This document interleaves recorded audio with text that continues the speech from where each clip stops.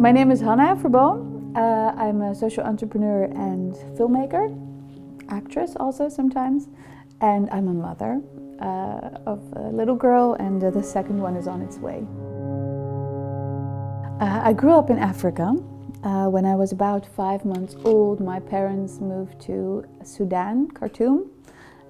They were missionaries, trained as aid workers. My mom was a nurse and my father was an agriculturalist.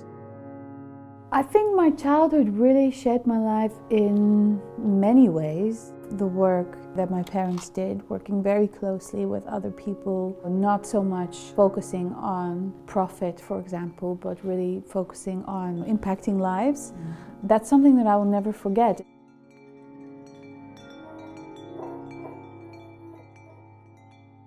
When we moved back, I was about 12, and when I was about 16 or 17, I started acting. Kind of rolled into it in a way.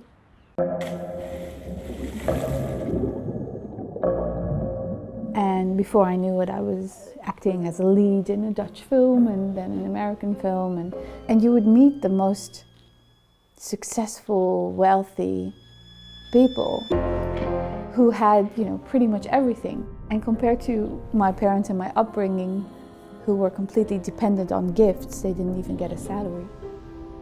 You would expect that they would be happy and fulfilled and beyond. But what I saw at quite a young age was that most of these people were really unhappy or searching or unfulfilled or disconnected. So I think that really shifted something in my perception of what is a fulfilled life.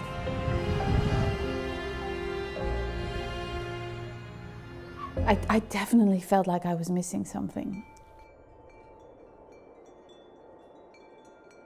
For me, a really breakthrough moment was when I was in America, and I got involved with, after a lot of phone calls, I got involved with an organization that worked on Skid Row.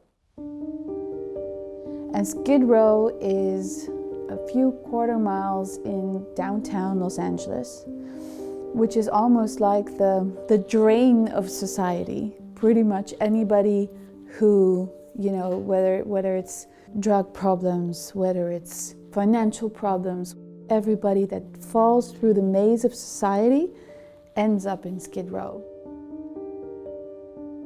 I was standing on the corner of the street, and I turned around, and on the other corner of the street there was a group of 4 singers, and they were singing a cappella gospel songs.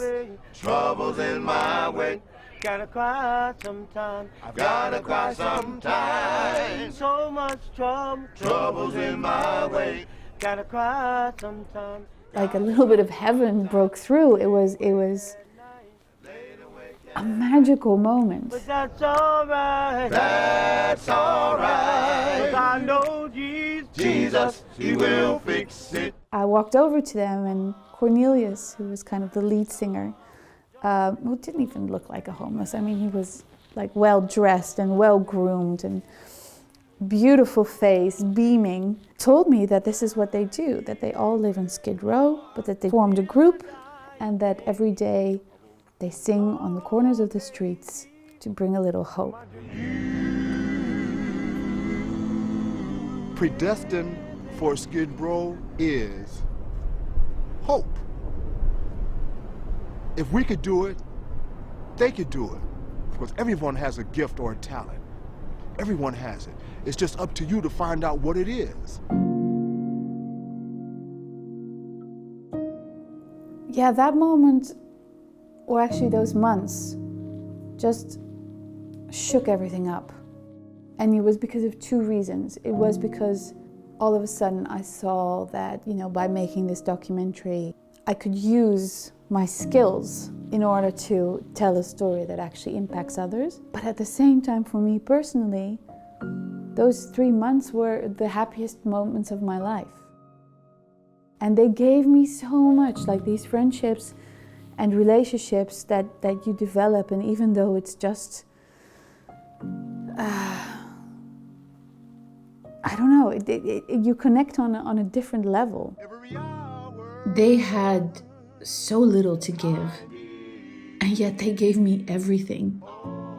And I had so much, but I was so focused on myself.